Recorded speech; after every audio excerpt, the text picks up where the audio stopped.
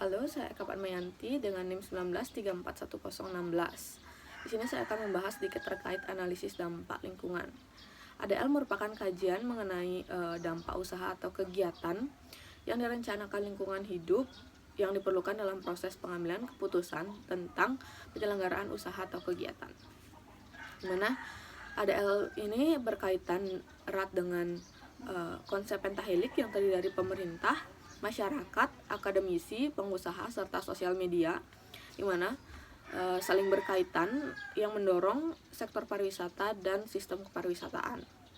Kemudian ADL juga berkaitan erat dengan teori Maslow, yaitu teori kebutuhan manusia yang terdiri dari physical needs, safety needs, belonging needs, esteem needs, serta self-actualization. Selanjutnya juga dalam pariwisata terdapat Tourist Area Life Cycle atau TILC yang terdiri dari exploration, involvement, development, consolidation, stagnation, rejuvenation, serta decline.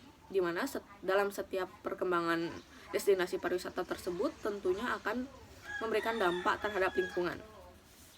Selain itu, pariwisata juga memiliki tujuan pembangunan berkelanjutan atau Sustainable Development Goals (SDGs), mana SDGs tersebut terdiri dari 17 tujuan. Yang pertama ada menghapus kemiskinan, yang kedua ada mengakhiri kelaparan, yang ketiga kesehatan yang baik dan kesejahteraan, yang keempat ada pendidikan bermutu, yang kelima ada kesetaraan gender, yang keenam ada air bersih dan akses air bersih dan sanitasi, yang ketujuh ada energi bersih dan terjangkau, yang kedelapan ada pekerjaan layak dan pertumbuhan ekonomi, yang kesembilan ada industri, inovasi dan infrastruktur, yang kesepuluh ada mengurangi ketimpangan, yang kesebelas ada kota dan komunitas yang berkelanjutan, yang ke-12 ada konsumsi dan produksi yang bertanggung jawab, yang ke-13 ada penanganan perubahan iklim, yang ke-14 ada menjaga ekosistem laut, yang ke-15 menjaga ekosistem darat, yang ke-16 ada perdamaian, keadilan, dan kelembagaan yang kuat, serta yang terakhir ada kemitraan untuk mencapai tujuan.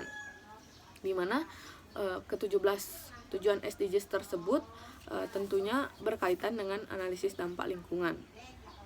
Selanjutnya ada sistem dan lingkungan pemasaran destinasi pariwisata, di mana pihak-pihak yang berpartisipasi itu ada pemain utama, kemudian ada pemasok yang mendukung keberadaan barang dan jasa, serta entitas yang mempengaruhi lingkungan pariwisata.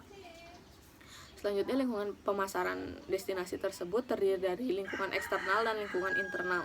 Untuk lingkungan eksternal terdiri dari lingkungan eksternal makro dan lingkungan eksternal mikro.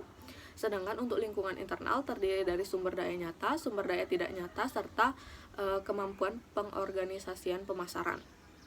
Selanjutnya ada sifat lingkungan pemasaran, itu ada volatility, kemudian ada uncertainty, kemudian complexity dan ambiguity. Dengan tren perkembangan pemasaran destinasi itu ada demand side dan supply side. Selanjutnya ada perilaku pelanggan destinasi pariwisata, di mana jenis pelanggan itu terdiri dari pelanggan akhir dan pelanggan bisnis. Serta dengan model perilaku itu dipengaruhi oleh faktor internal dan eksternal. Serta terdapat 3 proses, di mana ada perilaku sebelum berkunjung, perilaku pada saat berkunjung, serta perilaku setelah berkunjung.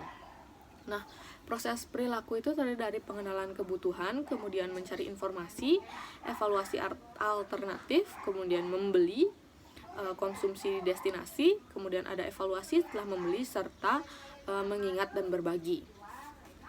Untuk selanjutnya ada riset pasar dan pemasaran destinasi pariwisata, di mana bertujuan untuk mendapatkan segala informasi mengenai aktivitas pasar. Dengan alasan penting riset ini itu untuk pelanggan, pesaing, kepercayaan diri, kredibilitas, perubahan, serta komunitas. Sekian yang dapat saya sampaikan terkait analisis dampak lingkungan. Terima kasih.